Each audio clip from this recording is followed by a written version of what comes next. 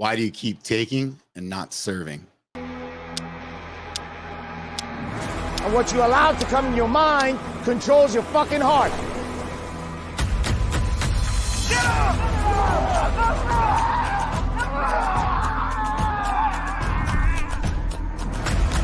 A man's word right now doesn't mean shit.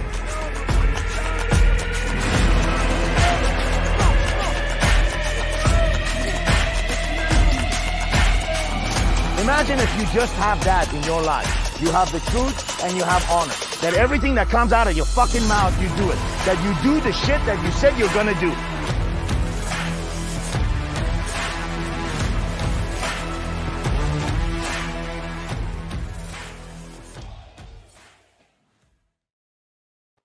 Hello, and welcome back to the Warrior Week podcast. I am Coach Max. This is our coach, Coach Sam. How you doing today, Coach? Hey, how are you, man? Very good, very good. Today, Coach, I wanted to go back and kind of almost go back to our last podcast and revisit some of our conversation. We brought up a good point in regards to serving and thieves and this ability for a man to serve, which in turn really sparked me to go and investigate like the pain of a man serving. And inside there, a man will always take, but he very rarely serves. And so I'm just curious of really your say, like being able to see all these men over the last fucking 8 years.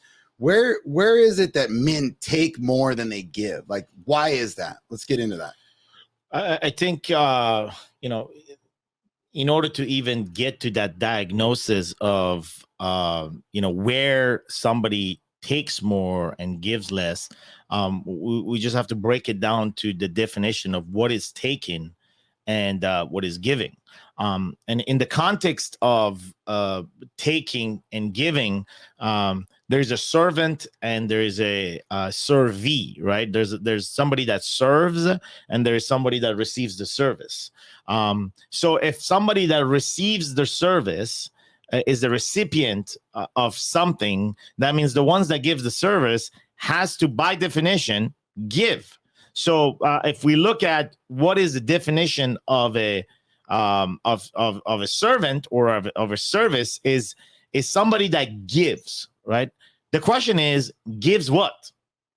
Yeah. Okay. So that's a great question. So if I'm giving information, I'm giving space, I'm giving my ability to listen to you, giving my ability to give you my background, my resources, everything, mostly resources, I guess is what it would be. Like a man would give another man some of his resources and the other man would take the resource and very rarely replenish them. Right. So it all absolutely right. So it gets broken down in two major categories. You give your skills or you give a fuck. Okay. Which is you give your skills to someone or you care, you give your heart, you give a fuck. And in the context of, let's say, a doctor that is serving, you can have a doctor that is giving his, service of a doctor, but not gives a fuck. You could have that. Or you could give a doctor that actually gives the services, the skills, and at the same time gives a fuck, right? And so it could be a doctor. It could be, the guy at home, aisle 14 at Home Depot. It really doesn't matter what area a man is serving. The minute a man says, I serve, you now move from the category of giving what we call lip services to the category of actually doing. What I mean by lip services is somebody that says I will give but never gives. That's the category of lip services, right? So that's the lying lips that move much quicker than the working hands, if you want. And there's plenty of men out there that say they're going to give, that say they're going to serve, and they never do. And they're caught up in the game of constantly taking, which is not giving. So what is the definition of taking? Is not giving. Man, that's, immediately I go back to this father and saying, hey, I'm going to go play in the park with you. And then something comes up and then you don't actually do it because you're at work or something other story came up. And not only did you lie to this kid, but you took that wantingness to hang out with you away from him. And so you're not serving the child that you told you would serve. Yeah. And so what do you, so, I mean, that's a great example. I think we have some echo in the background, but could be air or whatever that is, but you know, maybe we shouldn't give a fuck at this point, but the point is this, right? The point is the example that you just give, right? Yeah, let's look at that. What was given? Nothing. The dad did not give his skills. Neither did the dad give a fuck, meaning the dad did not give any love or any of his skills, knowledge, or whatever that is. What did the dad give? The dad give lip services, which is very accessible to all men and it's free at all time. And what did the child receive? The child received shit. Nothing. In fact, disappointment is what received. Yeah. And so who is the taker? Is it the child because he received nothing? Or is it the dad that took the opportunity from the child to receive something from him? So if you're not given, like, you're a taker, you're taking. That's the definition. So what is a taker? Somebody that doesn't give. Man, and now I'm going through all these concepts in my head of like, fuck, you'll constantly take. And then it brings me to my next question for you is the man's mindset is to always take away and to get services, right? It's very rare that a man wants to help. So I wrote this down, was like, how can this serve me versus how can I serve it? Like, where is the loss of that fucking mentality in a person? Because when we're younger, we naturally have that fucking mindset of, I can serve, I'm here for my family, I'm here to hang out. And then suddenly we get older and then it's like, well, how does it serve me? Because it doesn't serve me. So it's not a question of lack of training. We've all received the proper training to serve others. We either receive it at home from our father or mother, our cousin, friends, people we grew up, even if, part of gangs, prison, whatever. There is an environment where the act of service and the training on giving has been taught to us. This is not a problem of training. This is a problem of lack of practice. And where the training stopped, practice should have picked up, and practice never got picked up. We satisfied ourselves with receiving the training, but we never initiated the practice. So such a problem that you're talking about when somebody continues being a taker, it's not that they recognize that they are a taker and they want to be known as a taker and everybody wants to give, but they don't have enough practice to give, so they fail at the art and science of giving because they just suck ass at it. Because of lack of practice, like a tennis player. I mean, you could receive all the training and you could be ready, but a lack of practice, well, you won't be much different from a tennis player that just begun or somebody that just started. Your lack of practice will determine if you're going to your results, basically. All right. If you're somebody that's out there right now and you're thinking about it, this should be fucking hitting you right now, because it's hitting me in the concept of, where do I serve daily? Like, where am I serving fucking my business? Where am I serving my family? Where am I actually serving my kids and myself? Where am I serving my fucking body? Like, there's so many times that I could be of service to me and to others, and yet suddenly I don't have the time for it. Suddenly I move away from it. And now when you say the lack of practice, it's just going to fucking take a daily reminder of, oh, fuck, have I served today? Can I serve today? And it starts with that, right? And it's so much more into it than just a daily reminder, because if there's a lack of practice or non-existent, you need retraining. Like, the first step is not to go back to practice, because you're going to fail at it. You're not good at it. You're not going to show up the next day. You're not going to show up the next day. And eventually you'll fucking quit and you give up. You'll be exactly where you started. So really, it's a commitment to retraining. Hey, man, you were trained in tennis. You didn't have practice for 3 years. Going back, the worst thing you can do is to go back in court and practice, and you'll get an injury. You'll lose matches. You'll lose interest. You'll just go back to who you were and say, well, or you may have a new story that you're no longer good at it. So fuck it, I might as well not even practice. So the first step is retraining. Right. The first step is it's not merely like a reminder to practice, it's a reminder to get trained again and retrain. And when the training finished, you got to remember that, well, not only remember, you have to move into action and you have to begin the practice. So for somebody that has been practicing the not practicing, that person has to start with retraining. For somebody that has been practicing, but the frequency of the practice has not been as once it was, it's a matter of getting the frequency higher, and those reminders will 100% work, right? Because you already know what it takes, and it's a reminder of, hey, I got to be reminded. Now, how are we reminded? I can tell you this right out of the gate, like, don't even research this. You are not going to get reminded by yourself. When we talk about reminder, we are never referring to self-reminder. Self-reminder is a failure. Self-reminder is a false model. Self-reminder is a bullshit motivational speech that so many will use to just keep you in the same spot because they know it's not working. Self-reminder is fucking a lie, is a bullshit, is what this current industry of personal development is thriving on. It is all about self-reminder, because in the company of your loneliness, the worst company you can have is yourself. So don't be fucking alone in your lonely time, because you're your worst fucking company. So that is a failure. And so many people bite the apple and say, you know what? You're right, man. I just got to remind myself. Okay, you have to remind yourself, but guess what? You got to have a system that reminds you. And it's not you. It's either an automated system, okay, very impersonal, I get it, an automated system, and that motherfucker reminds you. Yeah.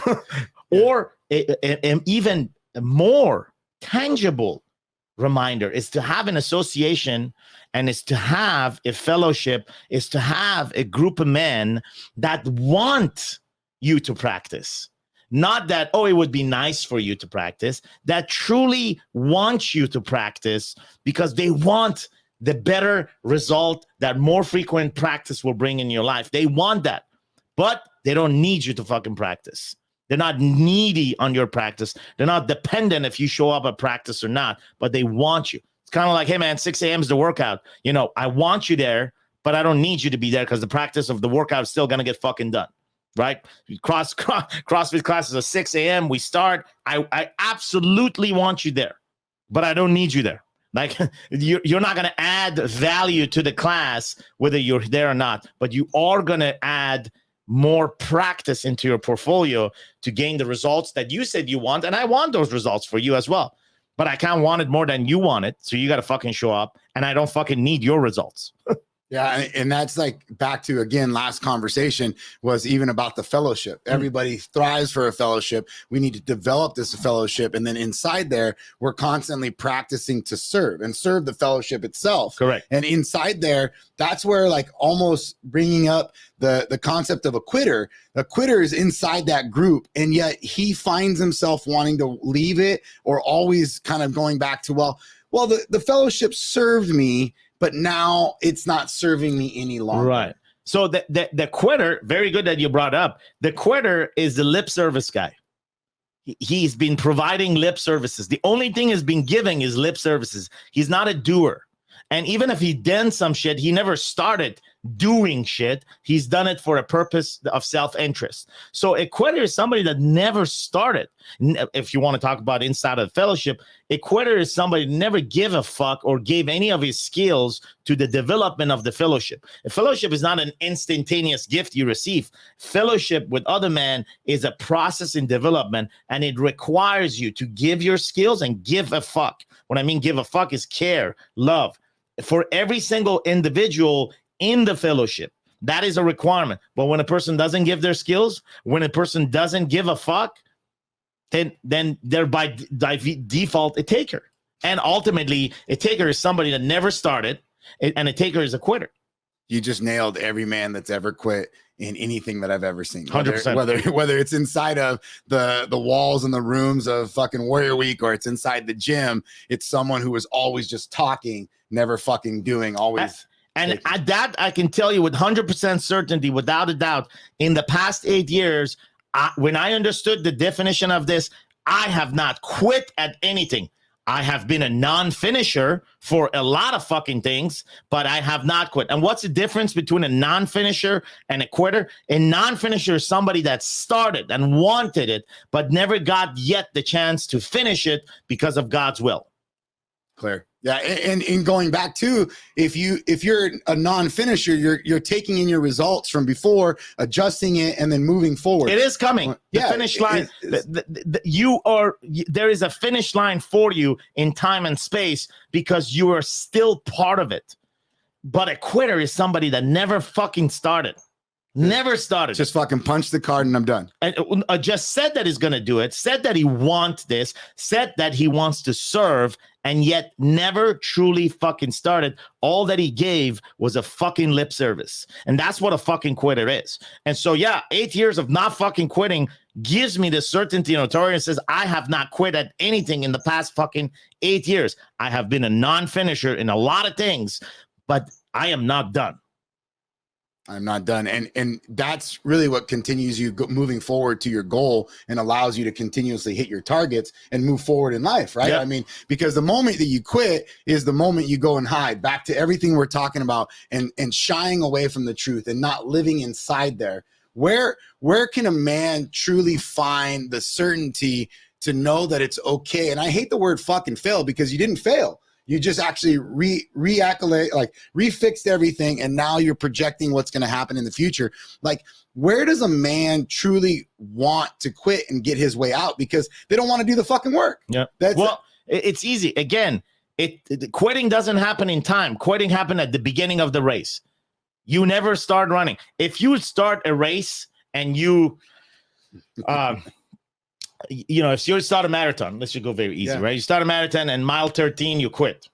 Well, it depends on the attitude. Did you quit, or are you a non-finisher? Maybe you had an injury and you had to stop. Therefore, you're a non-finisher, right? If you quit because you said, fuck this is bullshit, I'm not going to do this. This is not serving me. It's not serving me. You made up some kind of story that the task that you said you're going to do, you don't do it, and you justify it and you assume that it's okay. Well, fuck you. You're a quitter because you never started it. From the beginning, you were lying. You just figure out your lies right now, and you're kind of like defending your lies. There's plenty of guys out there, plenty of guys in the business world that do that. They say something, and then they don't deliver, and then they justify by assumption. They just, it's the interest rate. Oh, it's the vendor changed the prices on us. The marketplace. There's always a fucking excuse on why they didn't deliver for the thing that they said.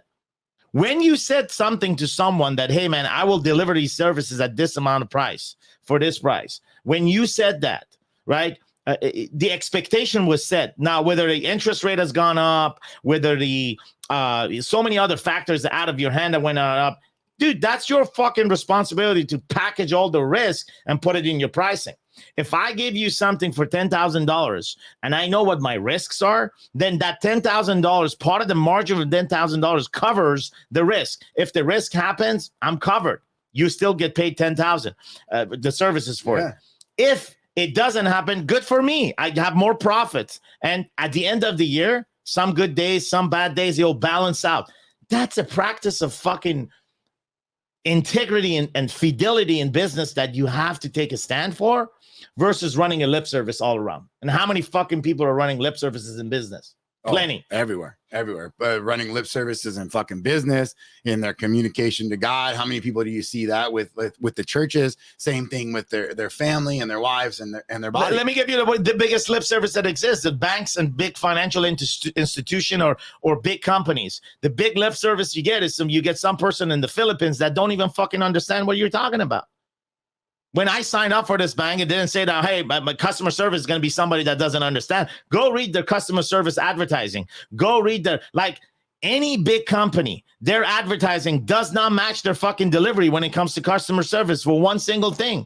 They say, we understand you, and they put some dumb motherfucker that doesn't even speak the language and culturally doesn't understand me. If you culturally don't understand me, you don't understand where I'm coming from for my needs of trying to get information, of trying to understand where I can be rerouted.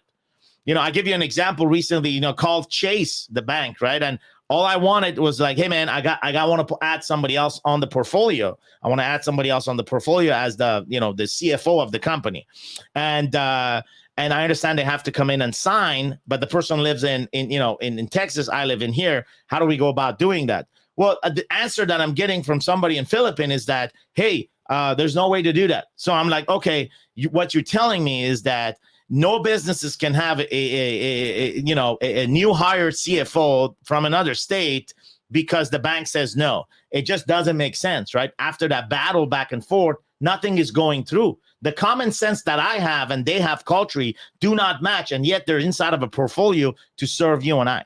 This is a definition of taking. You've taken my fucking time. You've taken my strength, my energy. Like, you've taken everything and you haven't solved anything. And at the end of the day, I knew that there was a mistake. So I'm like, okay, let me speak to a supervisor. Same thing. So I know it's the same thing. Now, the supervisor thing was a mistake too, because I've done that in the past and nothing has changed. So I shouldn't waste my time. I already had some data not to ask for the supervisor. But at the end of it, it's like, okay, well, I'm going to go in a branch and I'm going to speak to someone that culturally understands me. And the answer I'm getting is, well, nothing's going to change because that's what it is. I said, okay, because you say so. I went into the branch and that's not what it is. I can sign for paperwork and I can add this person in there, and that person can go for another state in another branch and sign up, and things work really, really well. So, but it took phone calls. It took a lot of taking from a company that advertises customer service. It took a lot of that before true service was given, which was when I showed up at the branch, and the lady that helped was phenomenal, right? So the gap between what is said and the bigger the organization gets, the more people are involved, the bigger this gap becomes about serving. And so service is a very underrated word today. Serving individually is a whole different game than serving collectively and serving as part of a company. The word service in a company collectively as a group of people and individually is completely a full spectrum of a definition because of the nature of the people that are calling themselves the servant. I love the concept of serving collectively. That's where the gap, even inside of our society today, inside of the United States, like, we do tend to take more. And I know we're getting pretty broad here, but we do take more than we give. Like, when was the last time in your local community you gave something, right? It's really hard for people to say, oh, well, I volunteered, during Thanksgiving. Well, you fucking did that for yourself. Like, you did that because of the holiday. Or the food. That's really what it is. It wasn't because you suddenly decided to volunteer every month for the next year. It's very different, being in a soup kitchen, once a year versus all the time. It's a different fucking mindset. And inside of this, I really want to almost make it a point of bringing up the concept of your action item today should definitely be revolved around where can you be of service today and where can you serve others inside of one of your domains, either your body, your balance, your being, or your business. Where can you serve somebody instead of just constantly take? I really like this lip service taking concept, Coach. I mean, this is beautiful because we can all be aware of it now. When we say it now, we're very aware of, oh fuck, I just give a lip service. Did I just give somebody a lip service, or am I fucking really gonna serve? And the best way for all of us, the best way to catch ourselves in the lip service activity is to our kids, because we can get away with it. Where you can get away the most with a lip service is where you practice it the most. You get it less with your wife.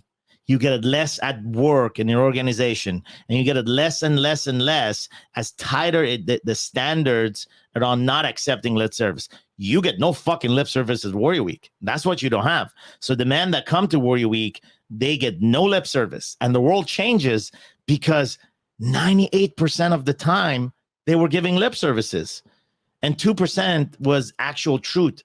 Now, with the absence of 98% of lip service, wow, what can replace that? And that's something for you to discover at Warrior Week. Yeah, imagine relearning, retraining, like you said in the beginning, coming into Warrior Week, retraining, and then very rarely, but there's always one man that will quit in the lead up because specifically the lip service. You just fucking told me. Now I just got a nugget of truth here, because the lip service comes out, they realize they can't do it anymore, and they're like, fuck, I was never here to begin with. So again, if this conversation resonated with you, go check us out at warriorweeknow.com.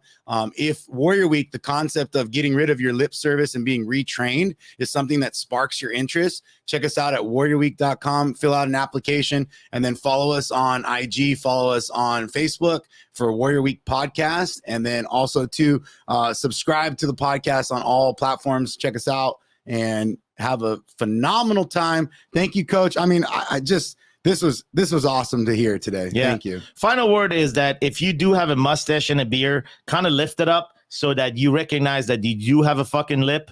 And if you have a lip, you are potentially a candidate for lip services. Anybody that has a fucking lip, including myself. So if you're wearing a mustache or a beard, lift it up. You have a lip, and you are potentially a candidate for lip services. Stop being a candidate for lip services. Beautiful. That's the new t-shirt. Thank you. And until next time, we'll see you soon. Quit on your wife, quit on your kids, quit on your desires. It's okay to be okay. Manually putting the fucking blindfold on yourself. Tonight, you're gonna find out what power is.